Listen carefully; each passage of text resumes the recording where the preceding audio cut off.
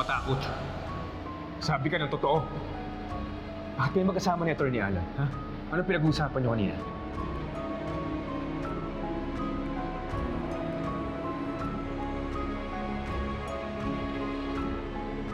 Totoo ang sinasabi ni Atty. Alan. Nasa presinto lang kami nagkakilala. Then malaking tulong niya sa akin. Kundi dahil sa kanya, nakakulong pa ako ngayon. Kaya nakapagkita ko sa kanya para sabihin na tulungan ko siyang hanapin kung sino nang hold up sa kanila. Sigurado ka na yun lang ang dahilan. Wala na ako ibang dapat na malaman. Kung wala kayong tinatago, bakit ito yung napili niyong lugar para makita kayo? Dahil malapit ng bahay ng Shota ako dito. At pinakausap ko si Atty. Alon na pumunta dito kasi wala akong pamasahe. Tapos ka na ba, Atty. Kurt? Kasi kung makapagtanong ka, parang nasa korte tayo eh. Kung tratuhin mo kami, para kami mga suspect. Look, a bit of advice, Atty. I know it's unsolicited, pero maybe next time you should have all of your facts in order, no? Bago ka mag-akusa ng basta-basta. Kasi doon tayo nabibiktima ng maling akala.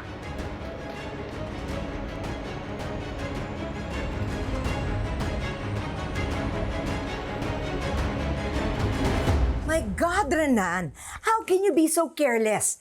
Paano kung lalong magduda sa'yo yung Kurt na yon? E di susumbong ka pa niya kay Lilet? Don't worry, Patricia. I think nakumbinsi naman si Atty. Kurt sa palusot namin ni Melody. Sigurado ka. Yes, Patricia, I'm positive. Pero kahit na, mas mabuti pa siguro kung huwag na muna tayo magkita o mag-usap. Dahil baka may nagmamatsyag na naman sa atin gaya ng ginawa ni Atty. Kurt. I agree. Dapat mag-ingat. Walang dapat makaalam ng sabuatan natin.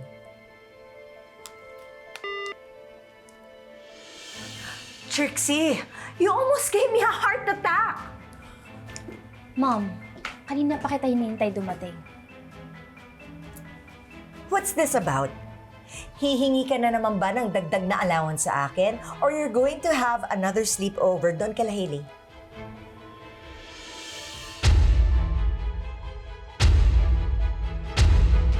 Bakit nasa'yo to? Di ba ito yung kwintas na hold up sa akin? Nakipagkita si Atty. Alon dun sa hold-upper? Bakit? Ano, dumayo lang siya dun ng wala lang? Lilet. Yan din yung naisip ko.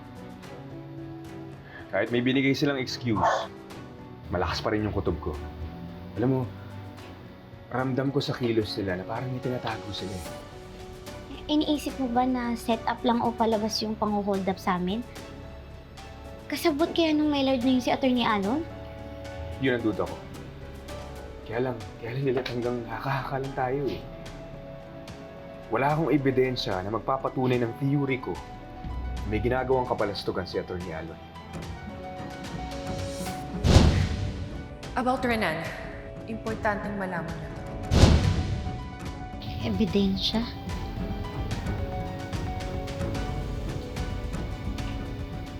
Kung ebidensya yung kailangan natin, tumawag si Sabrina sa akin kanina. Gusto niyang makipagkita sa akin bukas. Ang sabi niya, may sasabihin daw siyang importanteng tungkol kay Atty. Alon. Kung talagang sincere si Sabrina na makipagtulungan sa atin, baka siya yung makakapagbigay ng ebidensya na magpapatunay dito sa mga hinala natin. Baka siya yung susi para ma-expose na sa wakas kung ano man yung totoong kulay ni Atty. Alon. Sabrina! Sabrina! Ay, umalis na po si Ma'am Sabrina, sir. Saan pumunta mo? Dala niya po lahat ng gamit niya. Lakas ng loob mong iwan ako, Sabrina. Hindi mo pwedeng gawin sa akin to. Sinabi ba niya kung saan siya pupunta? Ay, wala po siyang sinabi, sir. Pero, narinig ko may kausap siya sa cellphone. Sino? Attorney Lilet? Attorney Matias? Yun po yung narinig kong kausap niya, sir. Magkikita daw po sila bukas ng hapon sa Metro East Park. 4 p.m. daw po, sir. Thank you. Okay, sir. Sige, iwan mo na ako. Sige po, sir.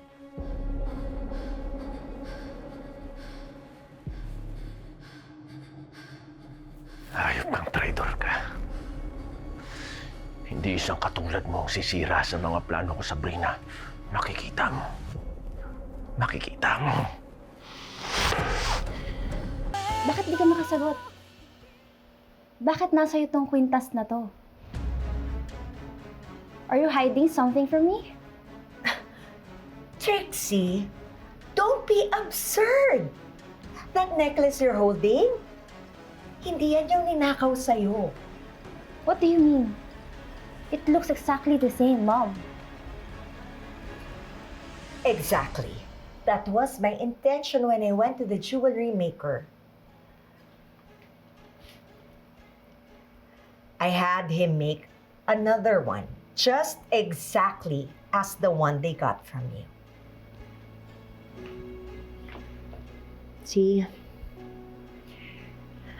I want you to have this necklace as a reminder of how much I love you. At kahit na hindi ako perpektong ina, gusto ko malaman mo lahat ng ginagawa ko ay para sa kabutihan mo.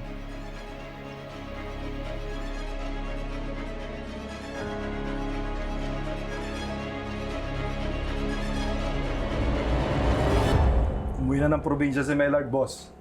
Sinama na yung shota niya. Mukhang natakot yung mokong attorney nung binantaan mo. Kaya huwag ka na mag-alala, attorney. Di na magsasalita yun. Ang buti naman. Nasolve na natin yung problema natin kay Mellard. Kaso may ibang problemang pumalit. Anong ibig mo sabihin, boss? Si Sabrina. Alam ko may plano siyang magsumbong kay Lilet. Delikado nga yan, attorney. Kung matagal mo nang kilala si Sabrina, sigurado marami nang alam yun. Tama si Vivian, boss. Dapat, unahan mo na yung babaeng yun. Kailangan mawala sa landas mo yung ex mo bago ka pa niya ilaglag. Mabuti na lang tumiklop ang amo mo. Akala ko magmamatigas, maski alam niya mali siya. Excited ka naman matanggap yung separation pay mo at back wages? Opo, malaking bagay na po sa akin yon. Bala ko po kasi mag-aral ng pananahe para magkaroon po ako ng sarili kong dress shop.